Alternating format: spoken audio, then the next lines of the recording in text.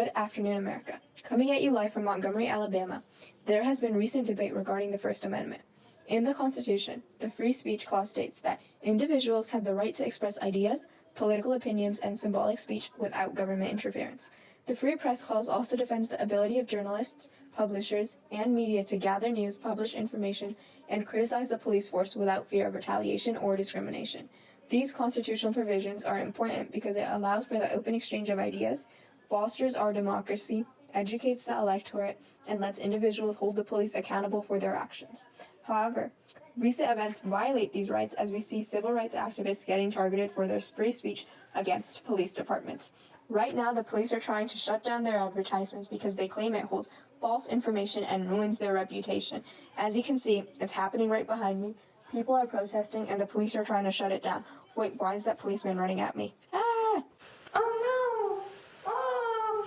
Bro, Camille, Project just got attacked on live TV. Oh my god, wait, look at this ad I just saw in the New York Times. It's criticizing police at the civil rights protest Project was just at. But news reports are saying that the police are trying to sue the activists who created this ad. Bro, is that even legal? Can the police just violate their freedom of speech and press like that? Well, no, because the Supreme Court said that the right to publish statements is protected by the First Amendment. And since the New York Times had no intention of ruining their reputation, they're not at fault. Oh, okay, so basically defamation of a public official or government agency is only illegal if it was made with actual malice. Yeah.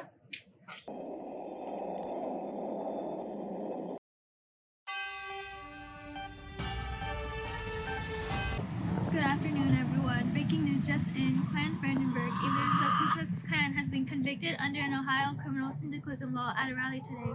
This law made it illegal to advocate or teach crime, sabotage violence, or unlawful methods to achieve industrial or political change. Whoa, did Ohio for real violate Brandenburg's right to free speech? Yeah, I heard Ohio did violate Brandenburg's right to free speech because speech can only be punished if one, if it encourages people to break the law immediately, or two, illegal action is very likely to happen because of this speech. So everyone is protected by the First Amendment, even those with extreme views, as long as those views don't cause immediate harm. Oh. Yes.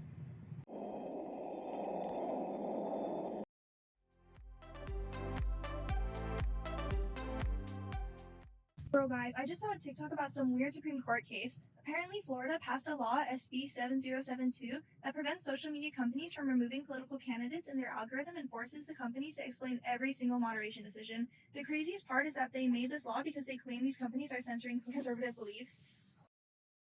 Yeah, that does sound weird. Does that mean Florida's laws violate the First Amendment because they're technically controlling those companies' content curation? Isn't forcing them to explain every moderation decision a violation of their rights as well?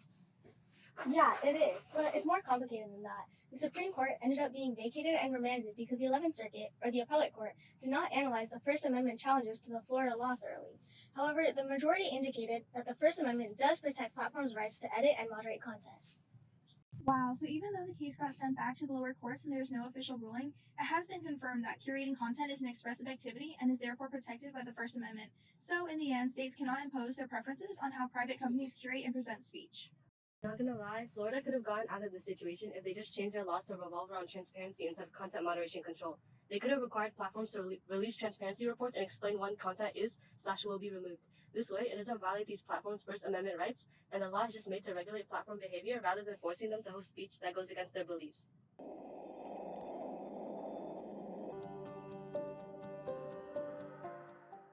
Breaking news, the large-scale immigration raids carried out by the Department of Homeland Security are leading a series of protests by community members. Nearly 50 journalists, legal observers, and protesters reported that ICE used excessive and brutal force, including tear gas grenades, rubber bullets, pepper balls, pepper spray, batons, smashing the hands of people recording, and waving their guns in front of people as a way of threatening them. This is an ongoing case, leaving many concerned about the rights of journalists.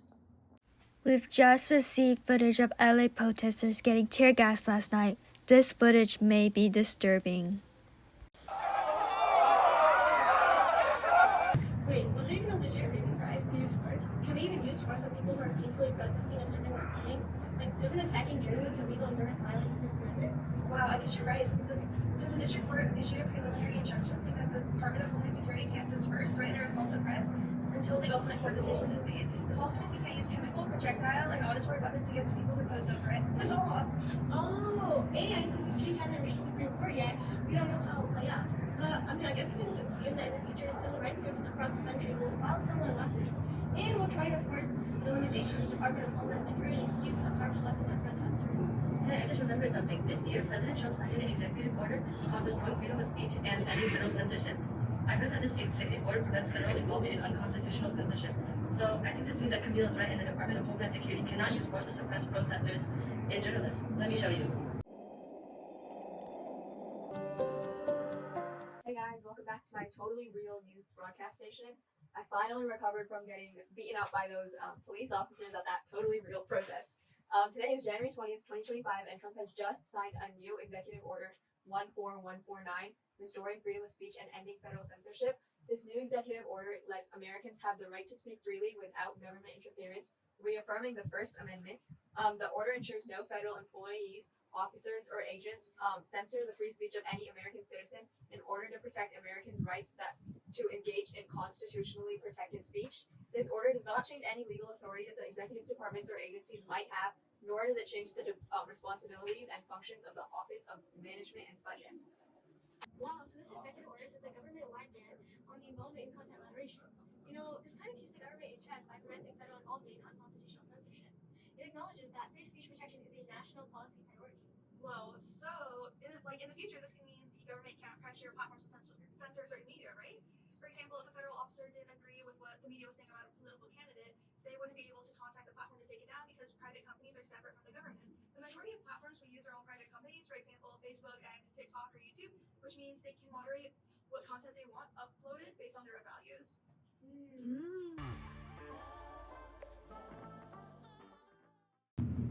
Amy, check this out. Apparently, the TV show host Jimmy Kimmel got suspended temporarily for making remarks about the shooting of Charlie Kirk. Something about him saying things that were offensive and insensitive, which infuriated Randall Carr, the chairman of the Federal Communications Commission. Though not gonna lie, I feel like Carr was definitely using his position at the FCC to put pressure on canceling Jimmy Kimmel by having him come up there. Well, I guess you're not the only one who thinks that because look, the Democratic Representative Desmond Crockett from Texas introduced this bill on the free speech act of 2025 after Kimmel's suspension.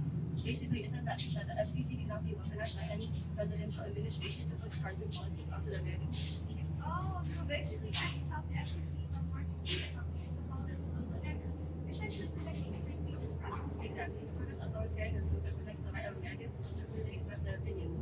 But this bill hasn't been passed yet. Instead, it has been referred to the House Committee on Energy and Commerce, which has jurisdiction over the FCC. We've now seen several cases where freedom of speech and press have been protected. Looking all the way back to 1964, the Supreme Court ruled in favor of New York Times, saying the right to publish statements is safe because of the First Amendment. More recently, we've seen the Moody v. Net Choice LLC case develop. Although there hasn't been an official ruling for the case yet, it has been confirmed curating content is an expressive activity and is therefore protected by the First Amendment. As Brandon versus Ohio showed, inciting imminent lawless action is not permissible by freedom of speech. Some other cases